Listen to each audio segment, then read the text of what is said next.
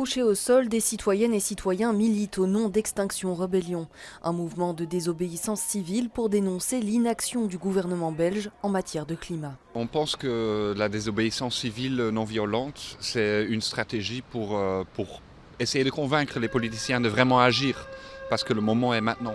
L'action militante s'est organisée en partie rue de la Loi et dans les rues avoisinantes, des zones sous haute surveillance. La police est donc intervenue. Selon les organisateurs, 250 personnes ont fait l'objet d'une arrestation administrative, 238 selon la police. Plusieurs véhicules ont été fouillés avec pour but d'interpeller et d'identifier les personnes trouvées en possession d'objets pouvant servir au blocage ou à une manifestation en zone neutre. Protester en zone neutre était un choix malgré les risques, puisque cela offre une visibilité à l'action. Nous, on n'attend pas beaucoup de nos politiciens.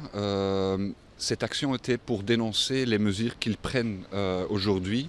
Ils subsidient encore des industries fossiles.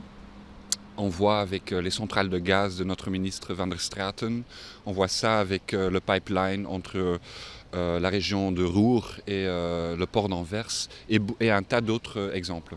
En pleine COP26, la Belgique fait figure de mauvais élève pour nombre de militants.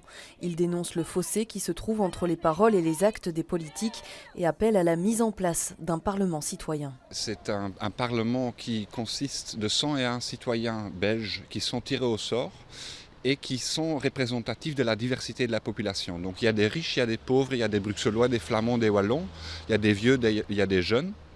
Et eux, ils sont informés d'une manière assez forte et ont du temps pendant un an pour vraiment discuter des problèmes qui sont là. Et pour ensuite proposer des solutions et des mesures concrètes à destination des différents parlements belges.